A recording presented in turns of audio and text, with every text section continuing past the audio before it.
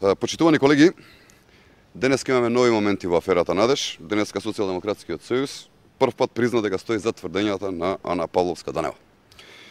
Дека словенечкиот премиер Борут Пахор е човекот кој што ги предложил тројцата експерти од Словенија во аферата Надеж.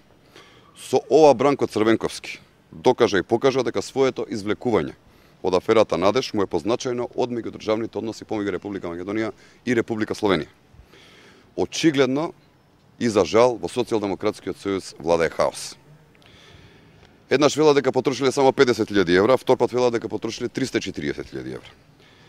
Еднаш велат дека тој што го потпишал договорот е виновен, а втор пат велат дека го одрекуваат тоа.